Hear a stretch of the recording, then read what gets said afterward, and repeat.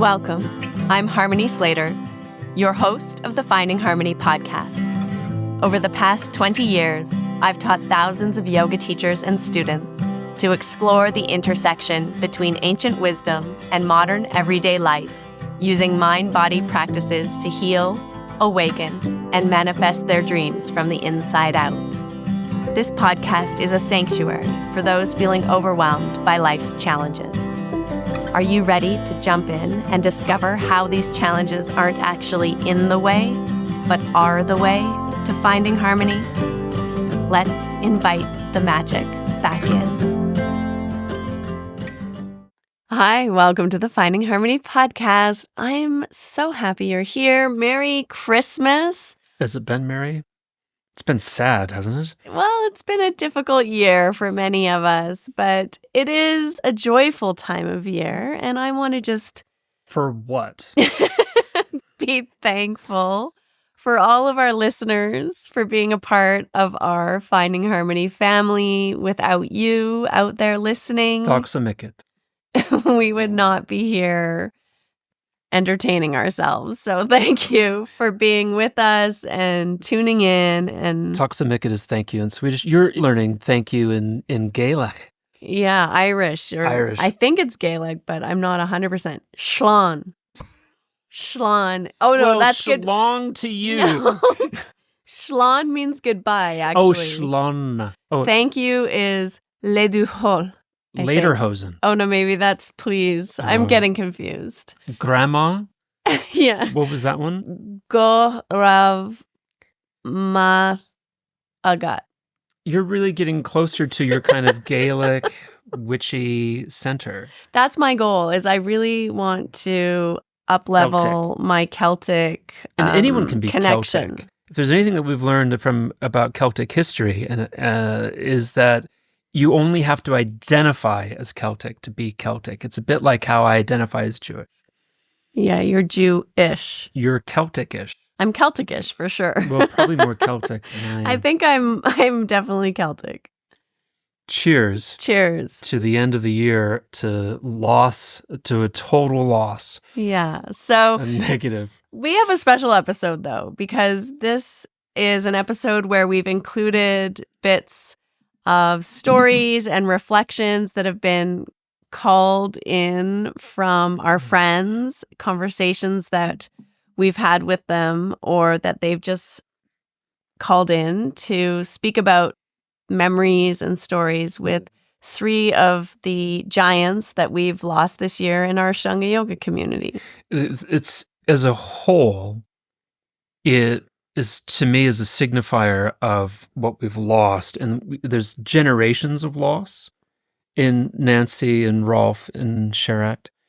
There's also a kind of a sense for me that there's a loss, not just the grieving of the woman or the grieving of the men, but it's a grief for the center of the center. Yeah. The light at the center, the community, the remembrances of things past. All of these things are vulnerable and always have been. As you said to me, you remind me constantly that, if I think about brushing our teeth, it's like everything dies. Death is not. Death is coming for all of us, including our teeth, you say. Now it's time to get up to brush our teeth. And so here we are faced with something really quite existential. It's like your parents, are university professors, the University of Chicago, and a tornado has just wiped out the city of Chicago. That is gone. The parents, the university, the place that gave you a degree and gave anyone in the future a degree, and the homes and communities around it, all of that is that existential threat of loss. And you could say, we'll come back, we'll see it, but you're probably going to go to New York instead. Yeah, it is an interesting thing to reflect on loss and grief and grieving. And I think that when we lose people who are important to us, at least this has been my experience when I've lost people who have been important to me personally, or even we've talked about this before, you and I, when Prince died, I wept like all night. I felt so sad. And it was the same also with Sharath, actually. We wept. Yeah. Yeah. But it's fascinating with the Prince story because it revealed something to me. I mean, I didn't know him personally. He wasn't a friend or a family member or even someone I'd ever met in person, right? Mm-hmm. And it was very much feeling like a part of myself and my history had died and had left. And it was like this really coming really face to face with the passing of time and aging and the loss of youth and a generation passing. Yeah, a generation passing. And I think that probably like your metaphor of losing Chicago is expressing that people are feeling potentially a deep sense of loss of themselves in a very intimate way with the passing of teachers and friends who were very close to them. Yeah. Yeah. God. I'm not sure this relates exactly, but I remember the story that Allen Ginsberg told about when he heard A Hard Rain's Are Gonna Fall for the first time by Bob Dylan, and he wept, not just because it was so good, but he realized that there was a passing of generation that had happened. And when a group of people like this pass, you sort of are left with the rug ripped out from underneath you. It's like, oh, well, now it's a new generation. Yeah, and a whole new time in history, a whole new era as far as Ashtanga Yoga practitioners and students and community goes. I mean, when I started practicing, so many of my friends and fellow practitioners would go to Maui to practice with Nancy and had a very deep connection of living on Nancy's property and spending time with her. Porch. And practicing with her. And then the other place Goa would be Goa, or Thailand and Copenhagen to practice with Rolf. And so many of our friends and our people would always, every time they went to India, they would stop either in Copenhagen to practice with Rolf or find him in Goa after he moved back to India to practice with him. And just it's like a little Bermuda Triangle, and then you would hit Gokulam. Yeah, and then you'd go to Mysore and there was, Pattabhi Jois or Sharath. And it was like these three really important centers and focal points of our community and our people that we would practice with, these senior teachers in our community passed this year. It's not an exaggeration to that we thought of those places as summer homes, summer camp, but truly home. And that we would go back, we'd work for 9 months to save up enough money to do it all over again. Yeah. And those were hard months. Yeah. Those months at home by ourselves, getting up at 2 or 3 in the morning and working in the dark, in the cold of wherever the north we were, because it was more north than Mysore. And then finally you'd come back into the brilliance of this light and color and cloth of these beautiful places, whether it was Maui, Thailand, Gokulam, or Goa. It was the most beautiful time of the year. Yeah. Yeah. And that is what we grieve. Yeah, it's like the loss of a dream or the loss of a paradise in your heart, in your mind, in your past, in your future even. Yeah. Where will I go now? I'll never have the opportunity to see that person again or study or practice with them or just be in their energy or presence. Who will recognize the work that I did in the cold months? That's right. Who is there to do that? Yeah, and that's also an interesting question, right? Where is the center, and is there a center, and do we need a center? I think Did we ever need a center, or did we ever just need to do our practice because of whatever wound we had? Yeah. I think what this new era is calling for, if I could be so bold as to say. Is it too soon? I don't know, but that we all seek within ourselves and in our own hearts and uplift and support one another and support all of the practitioners and teachers that are in the community, and that we enter a time of collaboration, that we enter a time of mutual support and respect and honoring, and go deep into our own hearts as well, and connect to the meaning, the reason why we practice. Because if you were practicing for your teacher, that's not a real reason to get on your mat and practice, actually. What is it that you're seeking? What is it that it's bringing to your life? How is it enriching your experience of yourself, of your relationships, of your family? And I think that this is definitely a calling and a pointing back in to find that deeper meaning and recognize that Mysore is in your heart, Go is in your heart, Hawaii is in your heart, the teacher is within, and you can connect back in there. And also that this energy is now accessible to you at any time, in any place. And I feel really strongly that this is a time for us to uplift each other as a community and do that in love and respect and harmony. I'm just a titch more cynical than that.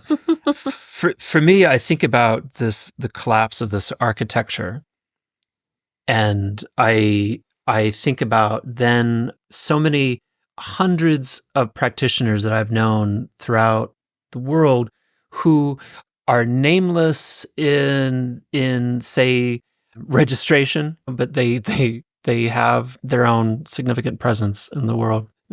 They're these nameless fourth series practitioners that are out there in these tiny little towns in the middle of Fayetteville, Arkansas, or Hualien, Taipei, Taiwan. These guys or these ladies that are magnificent, shy, broke, and have no interest in going anywhere except just doing their practice at home. And they were called to this practice because they found a little VHS tape of Richard Freeman or David Swenson doing the practice somewhere and said, oh, I can do all of that. I'm going to do it by myself. Mm-hmm.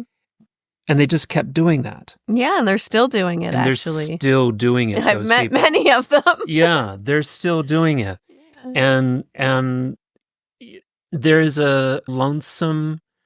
nobility? Nobility. There's a lonesome nobility to that private, silent enterprise, that devotion to the work. Mm-hmm. And I think that's really what it's supposed to be all about, is that we were struggling and somebody whispered to us a thing that you could do, and then we saw it. It's like, oh yeah, I'd really like to try that. And then for years, if not decades, we toiled away before we could even possibly dream of going to Mysore and showing it off. Mm. And if it wasn't available to us, then those people that I know, they didn't go, and they just did the work, and nothing more is needed beyond that, except that they were able to heal something. Mm. And they're these tender creatures. You kind of encounter them at Whole Foods once in a while, and they're like, yeah, they're delicate, and they need to just go back home to their introverted lives. And I think that's where our community is now. Yeah, but that's also beautiful. The stripping away of the showmanship or the stripping away of the external validation and going deeply into the potential and possibility for deep inner healing, for private practice, making it about your private experience and relationship to yourself is what I'm hearing. And that's really, as you're saying, the heart of yoga. So hopefully that is our 2025. And let's pray that it isn't also in tandem with the total collapse of our internet infrastructure in the new year. Yes. And that we all, this time next year, still have things like a society. That would be wonderful. And a tax system. In honor of the three incredibly powerful, beautiful souls that we lost this year, Nancy, Rolf, and Sharath Jois, I want to just dedicate this episode, this conversation, and all of the precious, beautiful memories that friends and students have shared to just remember and reflect on maybe happier times, happier days, those days that are bathed in warm sunshine and light and sparkles. And I hope that our listeners can receive all of these beautiful memories and moments and feel like they're a part of it and feel like they got to know these teachers on a different level in a different time. Yeah, in the way that you hear stories about Derek Ireland, this golden god of a human being practicing his third series and in weights and arm weights and ankle weights and chest weights. Yeah, I was a part of that. Yeah. Never met him. Never met him. I knew his girlfriend, but I never met him. And you can feel like, oh yeah, I was a part of this community. Yeah. I was touched by someone that was touched by one of these walking gods. Yeah, exactly. Let's dive in with our first friend. This is a personal message from someone who needs no introduction, David Swenson. Wow, my memories of Nancy Gilgoff go back to when I was just a kid at 16 years old. I moved to Southern California by myself to finish my last year of high school, and my friend, Paul, invited me to go to a yoga class he'd been attending, and I walked in the room, and it was just something I had never witnessed before, this powerful breath and people sweating and jumping around. It was an Ashtanga class. I'd never seen anything like it. It was 1973. Nancy and David Williams were teaching there, and my memory of Nancy is she had an equine quality about her, a long black braid down to her hips, that when she walked it would sway, and she had a certain elegance and grace as she moved around the room and would go from student to student and assist them. And from that very moment when I met David and Nancy, I just became very close friends with them for all of these years. I've known Nancy since that moment, and I just am thinking of all the great qualities she had. She was very mothering. When she was there, she had a sort of a mothering, concerned presence, but like a mother, she could be quite strict as well. There were certain rules you had to follow when you were practicing with her, and she held the space for decades there on Maui when she moved over there with David and opened this tiny little yoga studio, just the most simple little place, old school wooden room with carpet in it.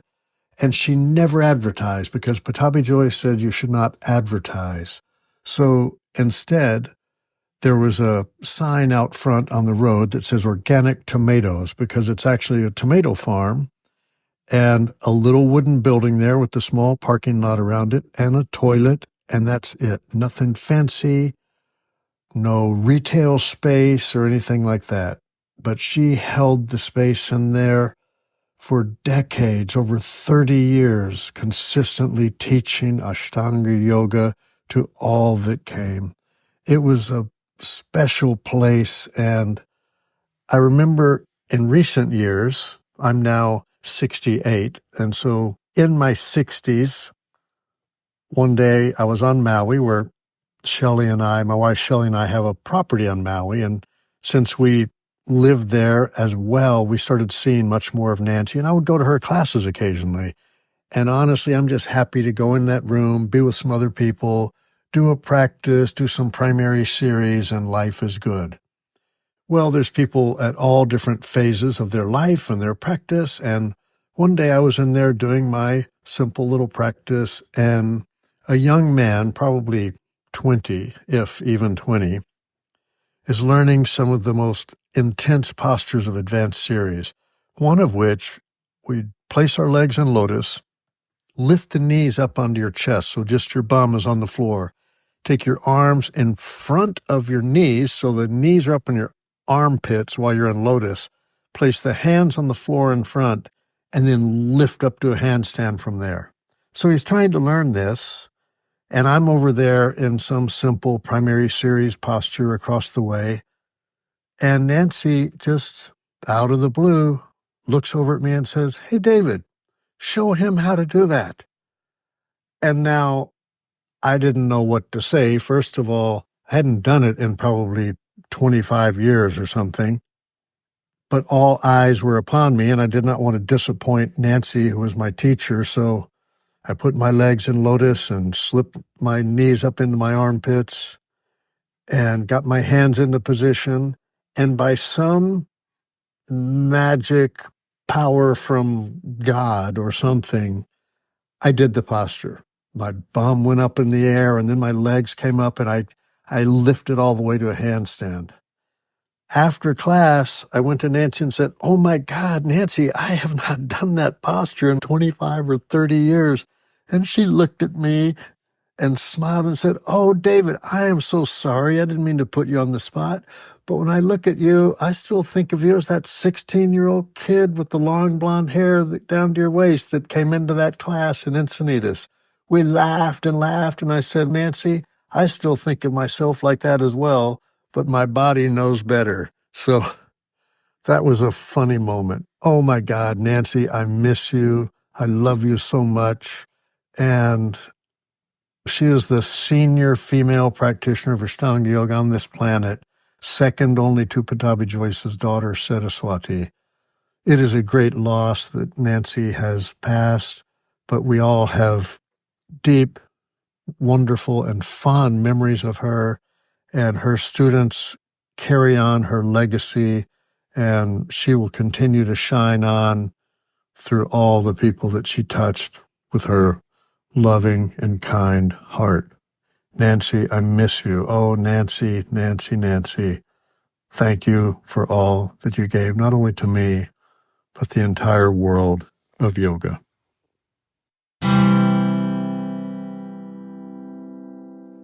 Wow, as I think about Sharath, it's almost the flip side of how I met Nancy Gilgoff.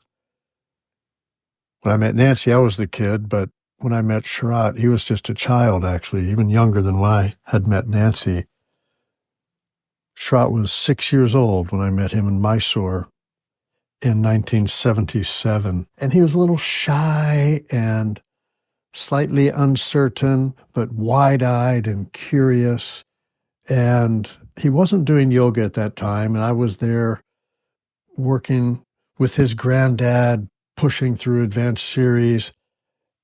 And I remember hanging out with Sharath and his sister, once taking him to the movies and singing all of the fun songs on the way home, riding in the rickshaw, and just the childlike nature that he had.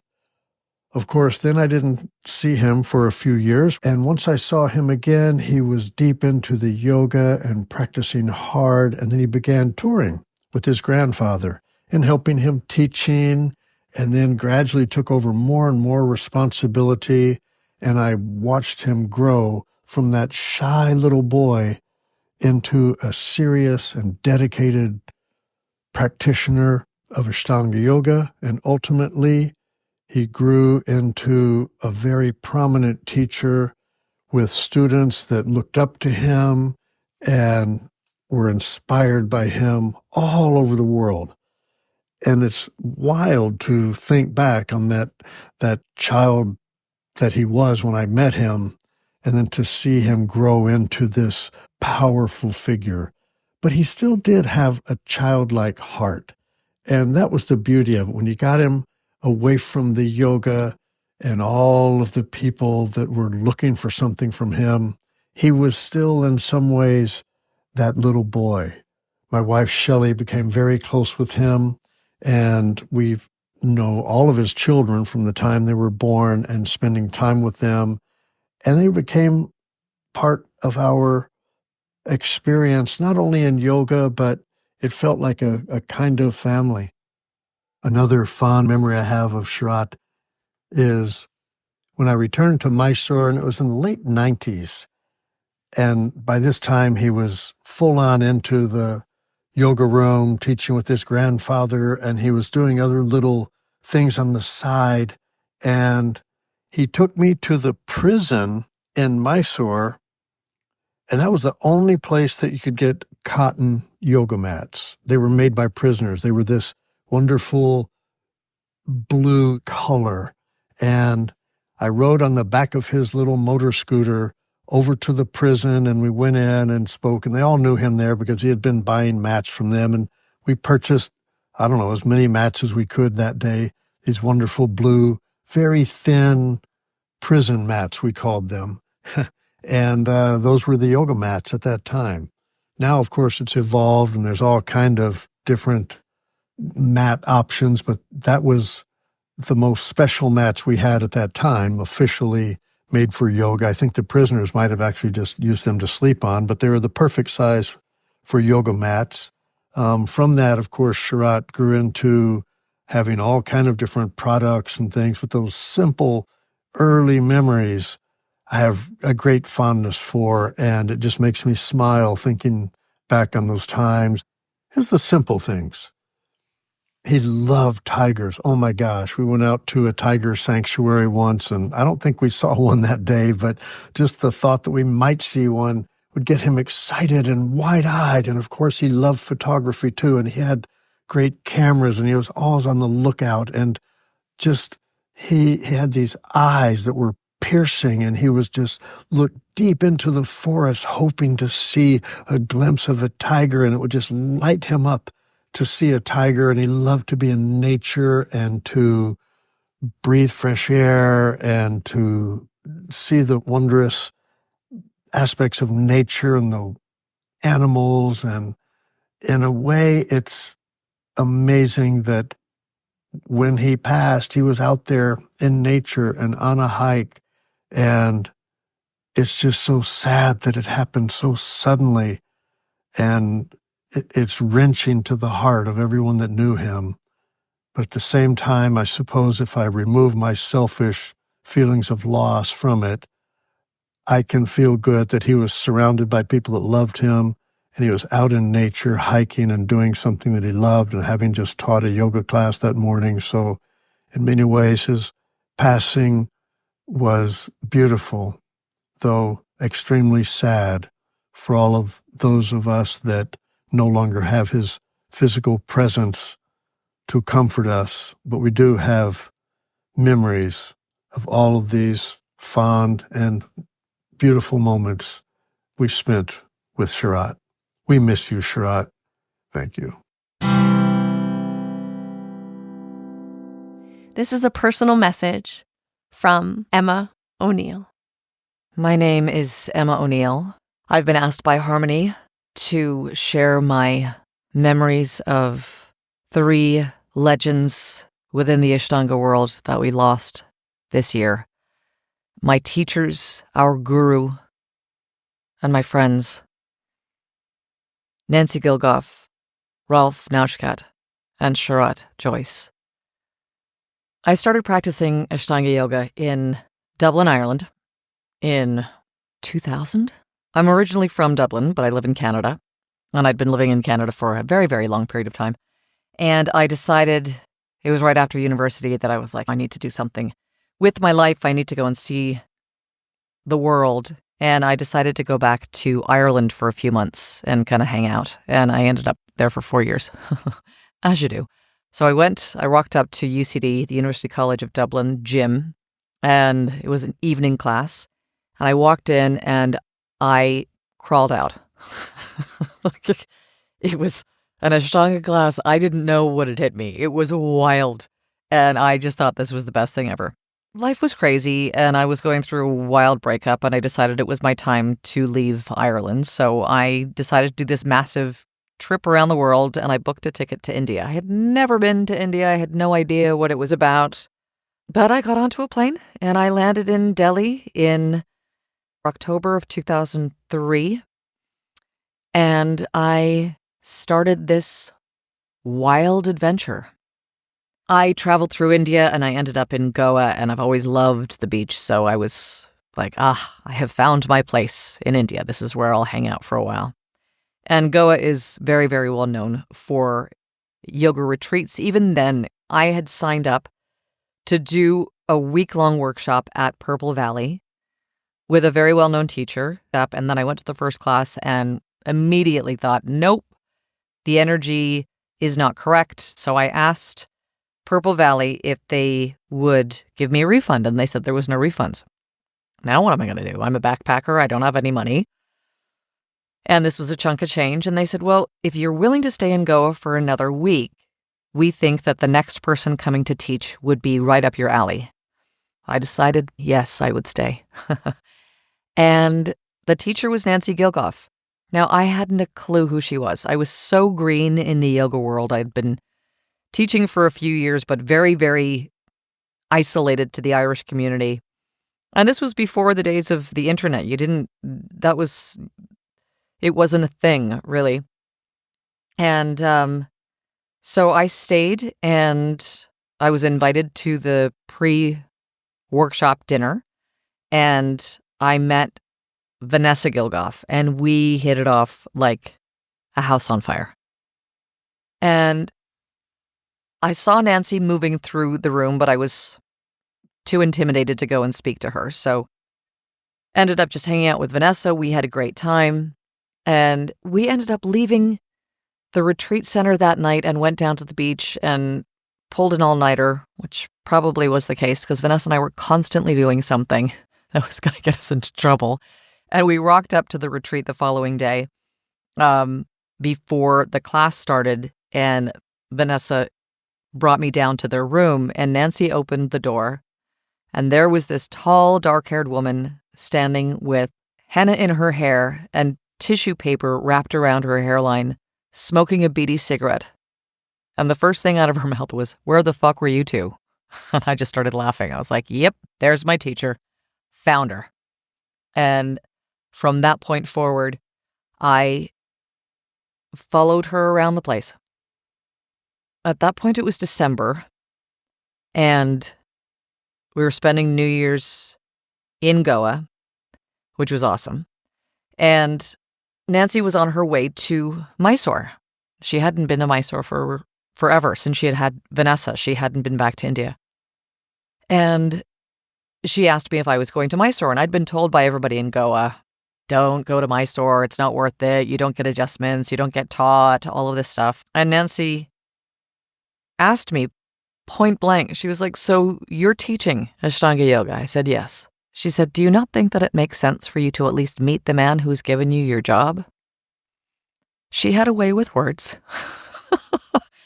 And so I booked a train ticket and I went to Mysore. And again, I still didn't really understand who Nancy was. I didn't understand that she was like yoga royalty. And I rock up to Mysore around the same time that Nancy did. And she brought me to the Shala. We went to the Shala together, and Guruji Pattabhi Jois got out of his car with his Ray-Bans on and looked at me and said, you come, you pay. And then looked at Nancy and just lit up that she was there. And it was a really, really special trip. I ended up living with her in Mysore for a while. And it was such a pivotal time in my life. So I met Nancy at that point. So that was December 2003. I met Nancy and went to Mysore in January 2004. And that's when I first met Sharath. And he was young assistant to Pattabhi Jois, and he was always full of smiles and those big eyes. And I was this hulking 5'9", slightly overweight, very, very stiff Irish person who I could barely fold forward. I could not bind. Binding was not a thing that my body was able to do at that point. And he helped me every day in that Shala. I ended up staying in Mysore for 3 months on my first trip. And it completely changed my life.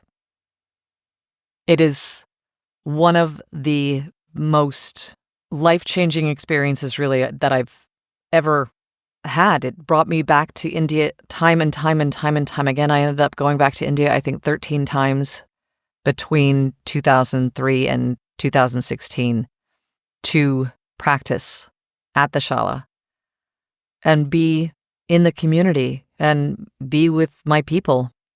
It was an incredible, incredible time in my life, and I'm so very grateful for it.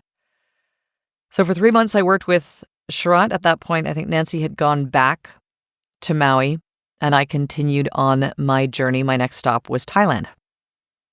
And I landed on Koh Phangan in April of 2004 and was told that there was a yoga teacher up in the jungle who was teaching Ashtanga Yoga. I went to go and find him.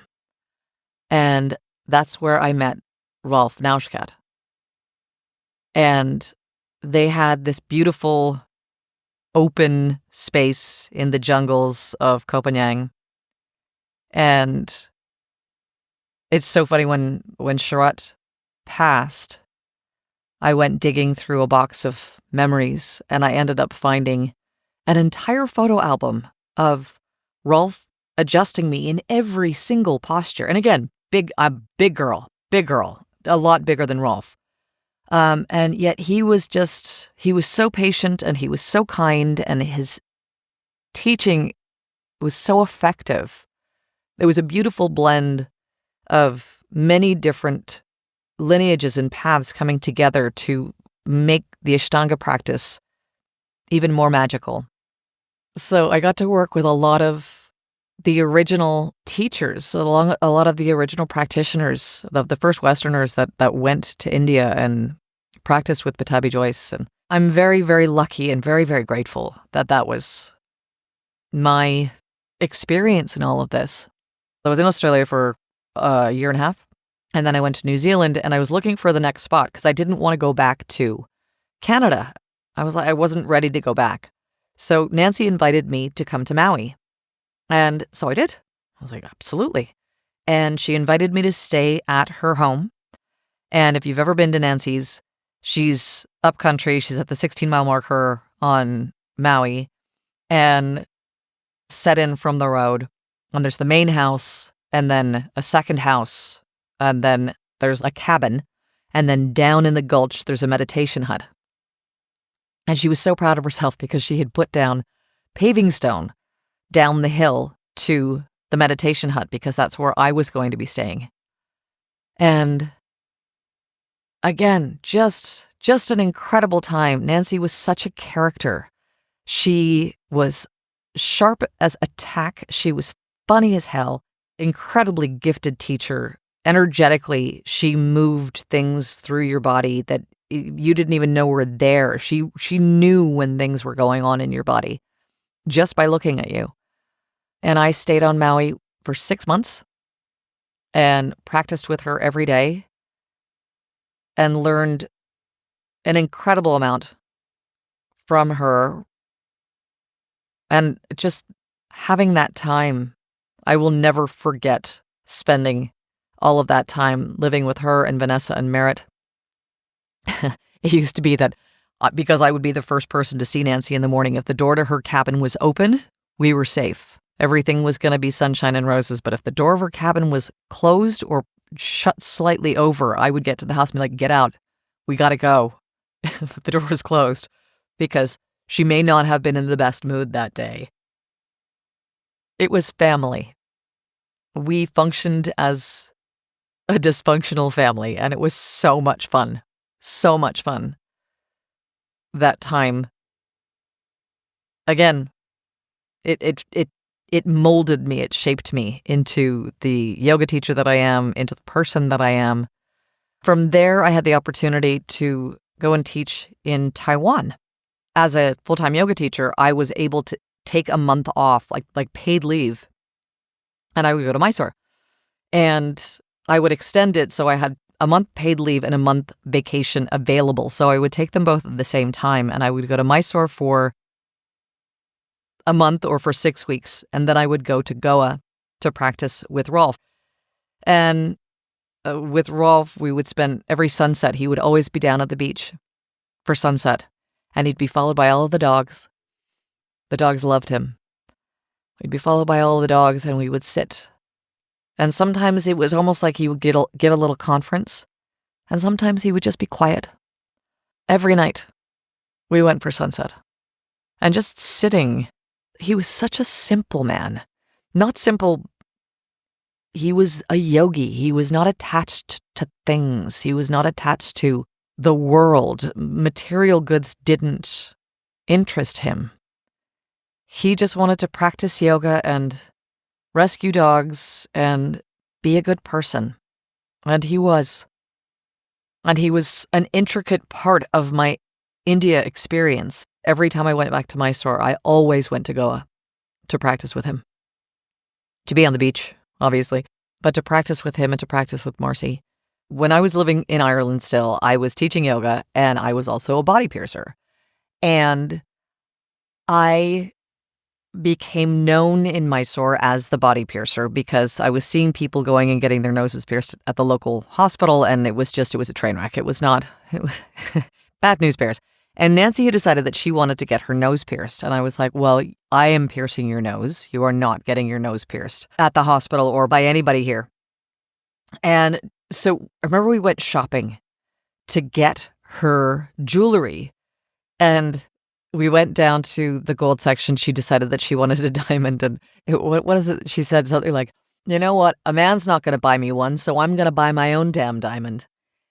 And she got herself a beautiful, beautiful gold nose piercing stud with a diamond. And I pierced her nose along with many, many other people's noses. Yeah, I got to pierce Nancy, which is kind of crazy, really, when you think about it. A story about Sharath when I got authorized the first time. So I was authorized level 1, and then I was authorized level 2 a few years later. Sharath and I were butting heads. There was a lot of that in our relationship. We butt heads a lot. The first few years was easy and fun and playful, and I learned so much from him, and my practice changed dramatically, and he was able to move my body in ways that I initially couldn't comprehend. I remember being able to bind in Mahachasana D, and I had his cell phone number. And I sent him a text from God only knows where in the world, Australia or Bali or something. And I was so excited. I sent him a text message. And for the first few years, it was like we were friends. He was the teacher, but he was the assistant to the guru. So there wasn't as much pressure. But after Guruji passed, there was a lot of pressure on him. And it changed the dynamic. And this particular year, we were just button heads. Like, I don't know what was happening. I'm sure my ego was involved. It was an uncomfortable trip. And I didn't want to be in the shala, and I didn't know what was happening. And I got really sick that trip. And I had just gotten back from the hospital, but I was still having stomach troubles, and I was up all night, and I ended up sleeping past my call time. And I still came to practice, and he knew that I wasn't well. People had told him that I wasn't well. So when I came in, he just looked at me and nodded and allowed me in. And I was practicing right in the middle of the room. And I was in Janu C, and there was something energetically that just softened in me at that point that I was like, you know what? I love being here. I love this practice. Just whatever this tension, this negativity is, let it go. And I was in a sun patch, and I was right in front of Guruji's chair, and I was folding forward into Janu C, and I felt a tap on my shoulder. And he said, today you come, you pay. And I looked at him because it was the end of my second month, and I was like, but I already paid. And he said, no, authorization is there. Oh, he could read us like a book. Like a book. It was the second I let go, the second I stopped fighting, he presented me with authorization. Such a magical moment. Very grateful.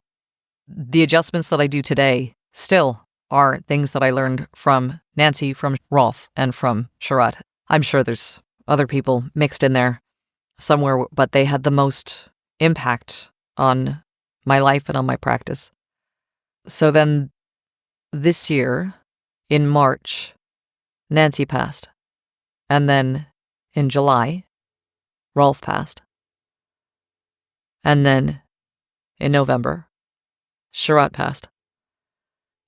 And it's still messing with my head. I haven't been to India since 2016. I haven't seen any of them since 2016. And yet, it's hit me so hard. It's been a challenge. And at the same time, it's been so beautiful to see the community come back together from all walks of life. People who haven't been in the yoga world for a really long time, people who haven't been within the Ashtanga space for a really long time, everybody coming back together and reaching out to be with one another and to remember and to reminisce and to practice and to find joy and remember this incredible gift that all of us who had the luck to practice with these giants who were just kind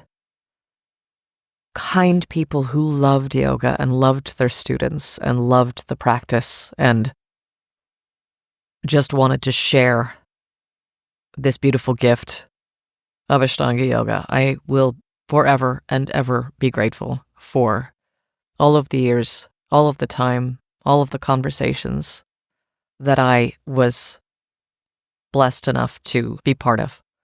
Keep sharing, keep practicing, keep expanding your existence and your soul, and keep making a beautiful difference in the world. I thank you. Enjoy this personal message from Sebastian Arbondo. Hello, everyone. This is Sebastian Arbondo here speaking.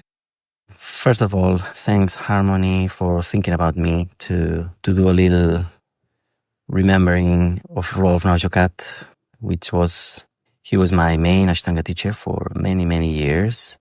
I met Rolf 2007 first time. I remember my plan was to practice a little bit to get ready to go to Mysore.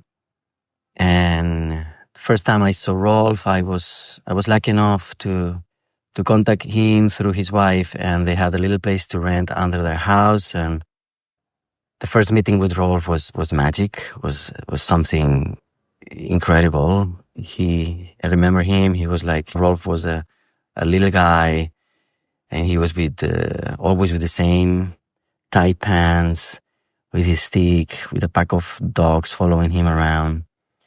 And he was on the patio outside the house, and he looked at me and said, "You must be Sebastian.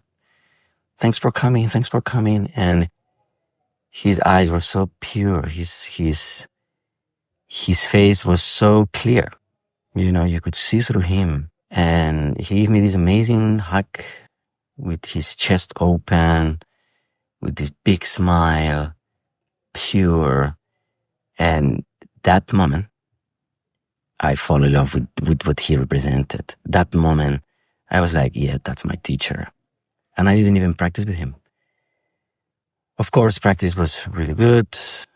His way of teaching was really, really traditional. He barely talked in the shala. When he talked, his words were very straightforward and always very sweet. Rolf was this kind of teachers that make you want to practice stronger and better just because he was in the shala. When he entered the shala, all our hearts, all our spirits felt safe, felt at ease. It was like, okay, Rolf is in the shala. We can practice now. And that power in the shala, few people have it.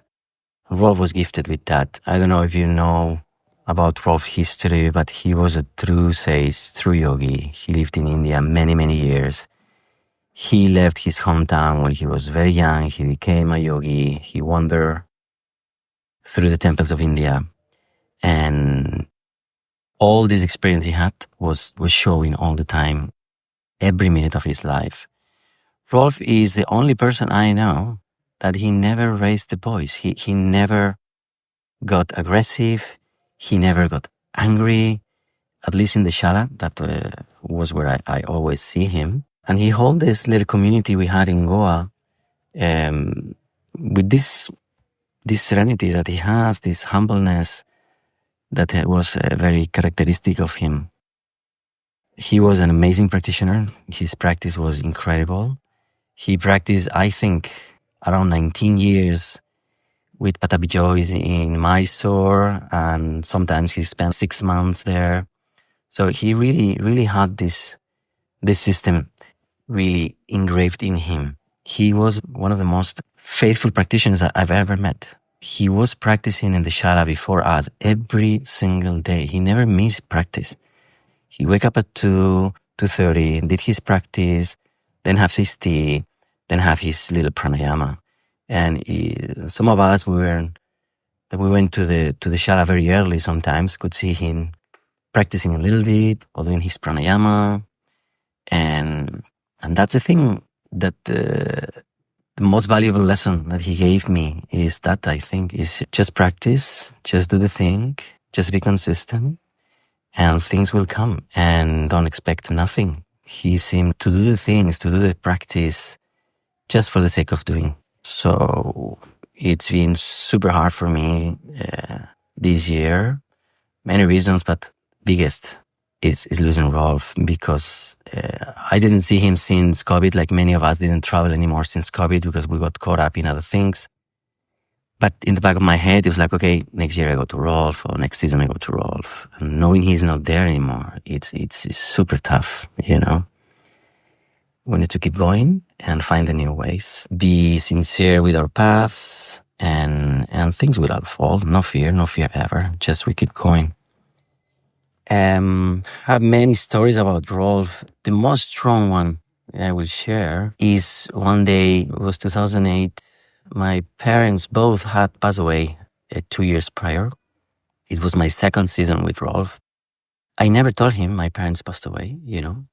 And I remember once I was in this stage of the practice where you are like full primary, half second, you know, didn't get the split yet. Rolf was very old school. He gave you the split in Karandavasana, you know, no half splits back then. And practice was very hard. And I remember falling asleep around, would say 9:30 in the shala, and full of people. Back then, Rolf Shala was full of people. Every morning we were like 130, 145 students. And I remember falling asleep in the Shavasana. I was destroyed, and I had this dream about my parents, and I started crying in the dream. And then suddenly I woke up, I opened my eyes, and the Shala was empty, and Rolf was sitting behind me, you know, in this little wall. And he looked at me and said, you know, Sebastian, your parents love you very, very much, so don't worry, they're fine. And he stood up and he left. I was like, what the hell? How did he know? But Rolf had these little things, these little magic things. And yeah, stories like that, I have many with him. But that one was, to me, was like, okay, now, yeah, that's my teacher for sure. You know, he's got this pure Shakti inside of him. Even, I don't know if he knew, he didn't know, but he was a channel for sure. And all of the students that we practiced with him, we could feel it really strong. And I'm very, very glad I could practice so many years with him. And his teachings are deeply engraved in me. And my Mysore, I try to make it at least as half as good as his. Then I'm happy. All right. Thank you very much for the time. Big hug, everybody. And, you know, keep your practice. Keep it strong. Life is life. Keep going. Bye-bye, everyone. This is a personal message from Sasha Rieger. Hi, my name is Sasha Rieger. I practiced with Nancy for more than 17 years.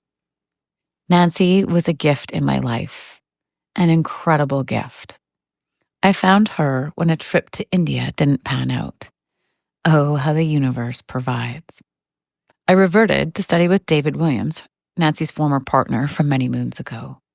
When I arrived in the island, I thought, I'll just do lead primary with Nancy. It was Sunday after all, and start with David the next day. Needless to say, my first drive into the humble yard was not my last. I never left her in the studio the entire trip of several months, and returned back yearly to connect with my teacher and friend. Nancy was special. She read energy, she connected with energy, and she taught and gave you postures based on how she saw the energy moving in your body. She was humble, ever so humble and kind. On that same first trip, I was on my way to the studio, never thinking to get directions, because after all, she was Nancy Gilgoff, and I assumed everybody would know who she was. I was proven wrong. I got to the gas station in Maui and asked where I might find Nancy Gilgoff's studio, and to my surprise, nobody could tell me how to get there. After making a quick call to her house and finding the directions, I soon saw the infamous organic tomato sign. Not a yoga studio, not Ashtanga Yoga with Nancy, organic tomatoes. And that picture hangs in my studio walls today. On one trip to the island, Nancy even hosted my young students up in her treehouse.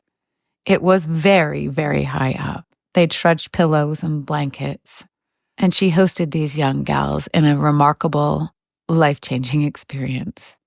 She and I would pick star fruit and crack coconuts and walk through the garden, spending countless hours talking and visiting about life, the practice, and all it had lent to us.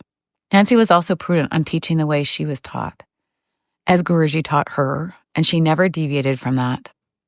She told me once, after practice, as we sat in Casanova's, her favorite breakfast place in Maui, that one day I would be a very good teacher. I'm not sure if I have ever lived up to that, but those words echo in my mind every day, and I'm thankful for the path that she helped me surge. I remember the first time she gave me all of intermediate. I was there for months on the island with her, practicing. I experienced so many shifts in my body, physically, energetically, emotionally. One day on my mat, having a lot of tension in my neck, continuing to stretch it out between postures, she came over and asked me if I wanted a chiropractic adjustment. And no, she was not a chiropractor, but she did adjustments all the time. Trusting her immensely, of course, I said, go ahead. She sat behind me. I leaned back into her, and in a millisecond, she cracked my back. And it was like I had been choking my entire life. Like this big piece of something came up and out of me. It was incredulous. And I released more in that moment than I had in a lifetime. On that same first trip, my first Mysore class, Nancy came over to adjust me in downward dog. She placed her hand in my sacrum. Then she asked her assistant, Casey, to come over and feel that same spot. Later, she told me I had a hole in my sacrum. Well, at the time, I didn't know what that meant. It became influential in my life, my teaching, and my practice. The home of the soul. When I wasn't on the island, she was still with me. We emailed frequently, and sometimes when I was having a bad day, I'd say, Nance, I'm having a bad day, and tell her how I was feeling. And I'd say, I just needed somewhere to put that. Thanks for listening. And she'd always respond with just what I needed to hear. How I miss that now. In 2015, she came to my small studio in Swift Current, Saskatchewan, out in the prairies. This powerhouse Ashtangi that spent most of her time traveling in Europe and Japan in my prairie studio. I was elated to have her. We stayed, along with my friends and fellow practitioners, Aharona and Janet, at our family cabin. It was fall and chilly, but we all snuggled in together around the lake and enjoyed a piece of one another. It was incredible to now share my home and my studio with her as she had done for so many years. In 2021-22, during COVID, I spent an immense amount of time with her, thankfully. I had Lyme disease for many years prior and was finally getting back to my full practice where my body was capable of doing the things I took for granted for so many years. And what therapy to be able to do it with my teacher. She watched carefully as I maneuvered the practice, took pictures while on Zoom to tell me what she saw, and soaked up all the energy of my Whippet Soraya through the screen as we practiced. I hosted her on repeat via Zoom for those few years and soaked up all things Nancy, sharing her with my students and others. I cherish the days I shared with Nancy in her studio, in her home, and behind the screen. She gave me the gift of the practice, the gift of seeing, knowing, and believing, and the gift to share this practice with others. Thank you. This is a personal message from a dear friend, Ian Grisick. I had the fortune to spend extensive time practicing with both Rolf Naujokat and Sharath Jois over the past 17 years. I practiced with Rolf for 7 years in a row from 2007 to 2014, and I made 6 trips to practice with Sharath Jois between 2014 and 2023. What drew me to both teachers was the feeling of authenticity that emanated from both of them. Authenticity to me doesn't mean any sort of external qualification or validation. but a deep and genuine embodied love for the essence of the practice itself and for transmitting that well of lived personal experience to other people. Both of them had the uncanny ability to see exactly where I was at in my life and in my practice, and to relentlessly push the limits of my edge. I can think of many specific examples of this from both teachers. Perhaps I'll share one of the last interactions I had with Sharath Jois at the end of the last season. One of the main features of my trips with Sharath Jois was his relentless pushing of my limits in catching. Each season I spent with him, he would take me deeper and deeper into it, obliterating my erroneous preconceptions of my own limits.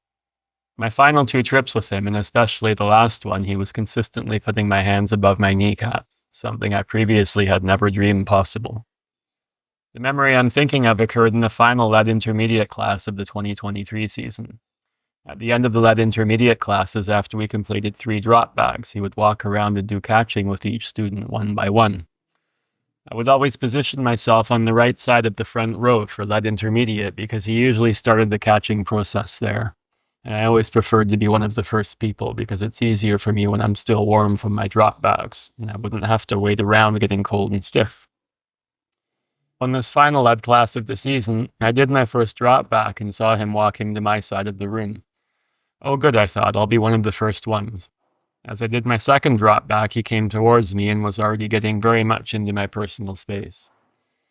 I started to arch for my third drop back, and then he suddenly stepped in to grab my arms and commanded, "Go!" So I was 1/3 of the way to the ground in a drop back. In a split second, I had to switch my mentality from my hands are going to drop to the ground to now my hands are going to catch my knees. There was no time to resist, so I simply surrendered and relaxed as best I could, which was the essence of what he'd taught me over the years. It ended up being very easy as he put my hands above my kneecaps, and it was actually one of the nicest feeling catching adjustments I'd ever experienced. Whether he did it on purpose or just because he was in a hurry to start catching doesn't matter. It ended up being the final experience of something he had done with me many times, catching me off guard and unprepared in order to shatter my self-imposed limitation. Hi, I'm here with Kate O'Donnell. Hello, Kate. How are you? Good. It's good to be here, Harmony. Yeah, it's been quite a year, huh? It has. So when we were putting together this episode, we were just reflecting on all of the great souls that decided to exit all in 2024. And you, my dear, practiced with all of them. Yep, it's true. I actually hadn't really put together the trio in my mind that we lost all 3 this year until you said it. And I was just, wow, shocked. I lost my father as well this year. So it's just, wow. Yeah. Yeah. It's a big one. Yeah. Of the 3, I'd say I was the closest with Nancy. Yeah. You know, I lived on her property in Maui for 5 years in my 20s. She was like a second mama to you. Kind of, yeah. Yeah, I mean, that community, I was like everyone's little sister. Yeah. You know, I had been at Tim Miller's place in Southern California for a while. And it's funny because as I think about these teachers, 2 out of the 3 live near the beach. Yeah. And that has to do with how I ended up there for sure. And Tim was near the beach too, but not necessarily a warm beach. So I was kind of out of there. I was like, I don't love the Encinitas. I don't love it. And I was at a retreat with Robert Moses and his community in New Hampshire. Yeah. And people were just chatting, talking. And Govinda Kai was there. And I was talking about how everyone there was like, oh, go to New York and study with Eddie. And I was like, no way am I living in New York City. Eddie's great, but no way, you know. So Govinda says, you know, you should go study with Nancy in Maui. He said, if you don't like the weather, you just drive an hour. I literally bought a plane ticket like within the next 2 weeks. It's amazing. To Maui. And when I got there, she invited me to stay on this daybed on their porch while I figured out where I was going to live or what I was going to do. I like got a job cleaning rooms at this nudist retreat center, like an old friend of Robert's, you know. Everything about that time was outrageous and wonderful. And Nancy is a big part of that. I mean, the community that gravitated around her were unique. It was unique. The thing about Nancy was that her teaching was all about energetics. It was all energy. There was no Western anatomy. She was adamant that once we start engaging the mind in that way, that it's going to change the practice. And she was right. She was right. I was the kind of student that never took anything on face value. I had to go like make a mess myself in order to believe that you know anything. So, you know, what I'm so grateful for was how Nancy lived in the world of energy and of spirits. I get goosebumps even just remembering that time. It was like living in an alternate plane. You know, and she brought all of us into that plane with her. We were a family, and it was like we were on like spaceship yoga together. It was amazing. It is really amazing. And it's interesting. For myself, I noticed, you know, that she had one of her assistants. I forget his name. He was a network chiropractor. Simon. Remember him? Simon, yeah. Yeah. And in 2004, he was there in Mysore. And that was the first time that I was introduced to network chiropractic. And I was like, wow, this is amazing. And you're right. Like all of the people around her were really like into energy healing. And Nancy was doing like cranial sacral on everyone. Yep. Yes. Yes. It was really like this beautiful kind of esoteric, witchy world that she created. And it was so fascinating to me. After her death, I was teaching a workshop in Tenerife, and I found out on Instagram, of course, like sitting in the bathroom between sessions. And it struck me really deep also because we had hosted her for a workshop. She'd come to our house and, you know, had dinner with us and hung out. And it was just really a beautiful time. It's funny. Sometimes you don't know how deeply people touch you until you lose them and they leave their bodies. But then I felt her energy really strong, like with me for a long time. Even now, I still feel it. And I feel like almost like she's been kind of guiding the next steps of my journey in this really interesting, strange, and esoteric way, because I became obsessed with energy. And like, you know, I was always into it, but I was like, I'm like obsessed with it now. And exactly what you're saying about her really tuning into the energetics of the practice and of people and like alternate dimensions and realities and the vibrations of things. It's become the main focus of the work that I'm doing now, which is really beautiful. These interesting gifts that our loved ones can leave us with when they are able to exit the physical form, which in a way is limiting. Yes. So limiting. And she was a real conduit. So that energy has to go out into other living beings at this time. Yeah. You know? Ooh, I got goosebumps. I know. You know, she had such a close relationship with Sharath Jois in learning the practice. And she would describe trance states that she would be in doing the practice with him. It was just like her and David and him. And so much of how she learned was through hands-on transmission. And that was what she brought, you know, to the table. And that, like, I remember hosting her, and after my students were like, oh, we can feel her in your hands. Yeah, you know, like amazing. to have had my teacher there, you know, teaching, moving around the room. And then they were like, oh, okay, she's definitely your teacher. Like we can tell in the hands. That's amazing. Wow. Yeah. And I didn't know until they said that. Yeah. So it's a lot of what she shared with me. It lives in my energy body. Yeah. And you can't get that from a book. No, not at all. You know? Yeah. I feel really lucky that I gravitated there so early on. Because once you start being fascinated with the physicalities in the practice and Western anatomical principles and whatnot, it's very difficult to draw the mind away from that. Yeah. Back into like the energy and the breath. So I'm just so grateful for her that I started there. Yeah. It's beautiful. And then you also met Rolf that year. You know, one of the first places I landed in India before I even did yoga was in Goa. I already knew what was going on over there. And so I actually traveled to Goa, like following this guy that I was in love with. Yeah. And so I think I left Mysore after practice and went to Goa. But honestly, the thing about Rolf was I saw he was in some documentary, like maybe it was Mysore Magic or one of those. And the minute his face came on the screen and he just said a few words, I was just like, I need to meet this person. I need to meet this man. And he had something of him it was the bhakti. He had the love. There was a look in his eye that reminded me of ISKCON Swamis, Krishna devotees. He had that thing in his eyes. And you wouldn't always, in Ashtanga world, you wouldn't see that as often as you think you would. So when I saw that with him, I was like, ding, ding, ding, ding. Gotta get over there. And so I made it to Goa and I was definitely not disappointed. Like the bhav was just coming off him. And it was amazing.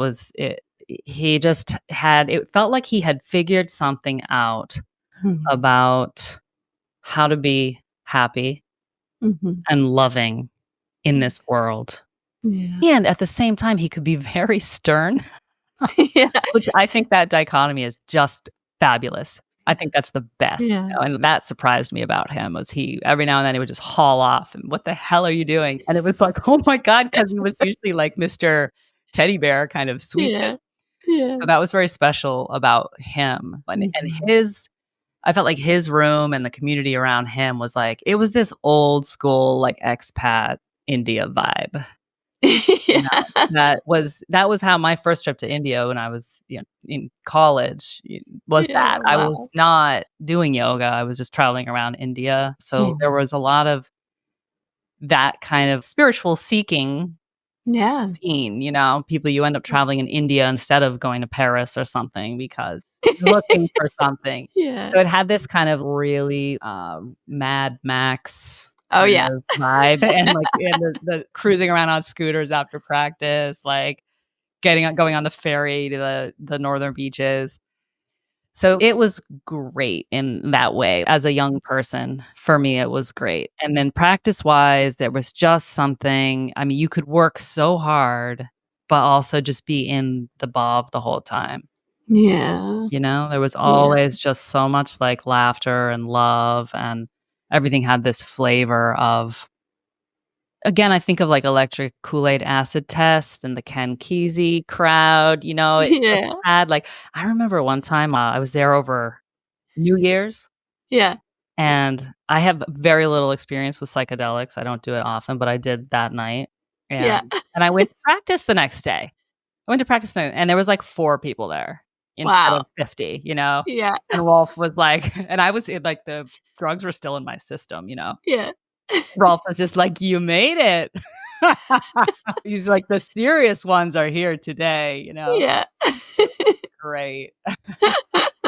Yeah, he's so special. The first time I met him was in Thailand because he was teaching in Koh Phangan then also, and I was living on Koh Samui. And I mean, speaking of energy and energy bodies, he came and knocked on the door of the little bungalow that I was living in. And I opened the door and it was dark because it was night, but we had a porch light on. And when I saw him and started talking to him, I had no idea who he was because I didn't know, And I saw this young boy. I thought, who's this like 18-year-old boy like asking for Paul Delahan, And I was just so like enchanted by him. I had this total Peter Pan thing about him. Yeah. And I literally saw him as a boy. Wow. It was so weird, Kate. It was so weird because then, not even an hour later, we were all having dinner together and I looked at him and like really looked at him and I'm like, this guy's an old man. Right. And not that he was like so old, but he'd lived out in Goa and in Koh Phangan and he's had like an aged look to his skin. Yes. Yes. And I was just like, whoa. And from that moment, I was like, there's something very magical going on here. very like transcendental, magical happening, because Yes. I literally was convinced he was like 18 years old. Yeah. And then I was like, no. And then it was like, but he also looked really old, like a sage, like an old. And I just thought, this is bizarre. This is magic. Yeah. This is real magic happening in front of my eyes. Yeah. It did feel that way. Yeah. So anytime I ever met him, I always felt like that with him, that it was just like almost being with the timeless energy of something beyond like an embodied human. Right. Yeah, You know? it felt like he had tapped into that, honestly. It felt like there was some enlightenment there. Yeah. It really did. Really special human. Yeah. Yeah. Which brings us to our latest laws, speaking of special humans. And maybe this one was also like the deepest because it was not expected. And also both you and I spent so many of our formative years going to Mysore and returning again and returning again. Yeah. Yeah. Yeah, I lived on Maui when I first went to Mysore. Nancy kind of encouraged it. And we all, like the whole spaceship yoga, we all went together that year. That was the year I think you're thinking Yeah, of. Simon was there. Simon was there. Yeah, and, exactly. Yeah. the other guy who was like really Merritt. Oh my goodness, Merritt. Yeah. Yeah. Who's still on Maui? Yeah. Yeah. Yeah. Just a great crew. It was an amazing time in history of my life. But so we kind of all went together, and Pattabhi Jois was still there, still moving around the room. But I was so young. Sharath, right away, I was his student. You know, at that time, I don't think Pattabhi Jois was like taking new students. It really felt like he just put his attention on the people he knew well. And so from the beginning, I was working with Sharath, and I had this feeling because I started teaching after I left Maui. Moved to Boston and took over a program there. That's when it all started to change, honestly, when it became like my profession. Yeah. And then it was like Mysore felt important, felt important that I go there. Yeah. And I had completed advanced series with Nancy. She teaches it very fast, she kind of like gives it all to you if you can do it, which I could at the time, I remember once in Goa, she said to me, I was doing about half of third series, and she said, okay, tomorrow we'll finish it off. Right. And I was like terrified. I was like, I think I'm going to get ladies' holiday. I don't think I can do that, Nancy. Yeah, that's how she did it, how she learned, and that was how she taught. But I really wanted to go. I wanted to learn it from Sharath. Yeah, I wanted to go back one by one and go through it again. And that was a driving influence for me, or a force for me to keep going back there. And, as I look back on it, what I learned from him was how to hold space. That was what was going on there. And you and I, we were around during those years when Pattabhi Jois was no longer there, and Sharath had to take it. It was such a hard time, and I feel like you could really feel his struggle. Yeah. With the mantle. And, he was in a bad mood a lot of the time. It's just like, ooh. Yeah. And I was there. I was there for like several months every year at that time. Yeah.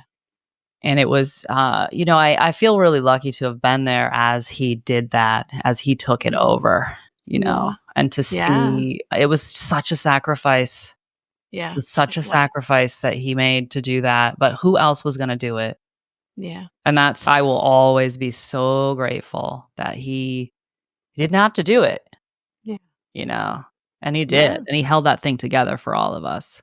Yeah. And grew it. Yeah. Yes, he definitely did. And that was what was amazing. And that's what from him, I learned like how to handle a crowd. Yeah. How to handle a big class. That's what I learned from him. And so I stayed in the city in Boston for a while to have a big class.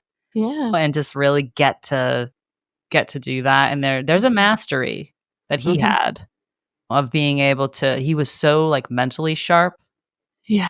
And I don't know that it's just mental. I think he also had that sense of the flow of the room. So you could be behind him and he would know what you were doing, like yell at you without even turning around. Yeah. Yeah. And there were things happening there that were amazing. But it felt like he really took it from the realm of like energy and magic and manifested it in the here and now, in the sort of modern time. And he created a family business that so many of us tapped into and were able to really devote our lives to the practice and the teaching. I felt like that was what we all had in common with him, Yeah.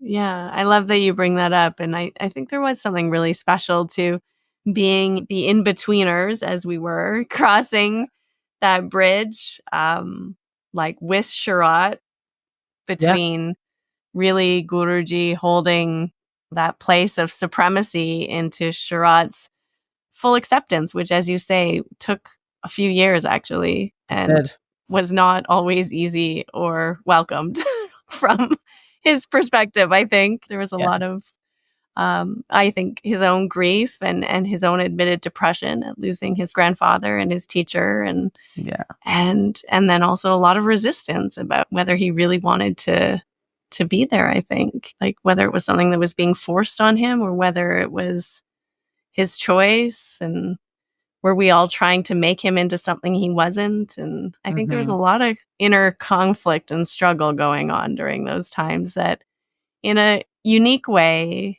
as people who were there witnessing it, students who were there witnessing it, and also not necessarily like turning our backs on him, but just holding him in that transition to some extent and giving him the space to be who he needed. Yeah. I think when he did finally really step into that role, as you say, it was like just channeling or bringing all of that energy and all of that momentum into the here and now.